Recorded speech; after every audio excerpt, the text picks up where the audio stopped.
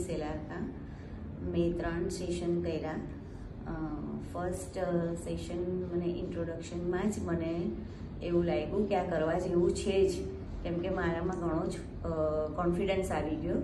એટલે મેં second session માટે પૂજાને બોલાવી, તો ત્યારે એણે મારું આખું બોડી ડિટોક્સ કર્યું। પણ એ તો મને એટલું બધું ઇમ્પોર્ટન્ટ લાગ્યું કે મને એમાં ત્યારે પગ બહુ દુખતા હતા, પણ એ મારા પગ એકદમ ફર્સ્ટ સેશનમાં જ મને એક પગ મટી ગયો, એન્કલ, અને થોડો મને ગેપ પડી ગયો ત્રીજા સેશનમાં। પણ હું આજે પૂજા પાસે જ આવી છું થર્ડ સેશન માટે।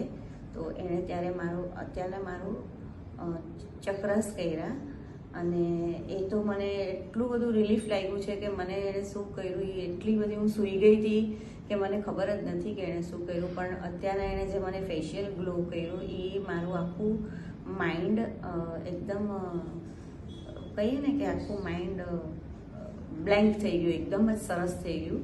અને હું અત્યારે એટલી ફ્રેશ છું કે મને આઈ હોપ કે મને અત્યારે ઓલરેડી હાથનો દુખાવો તો છે જ, ફ્રોઝન શોલ્ડર, પણ મને લાગે છે કે આનાથી આ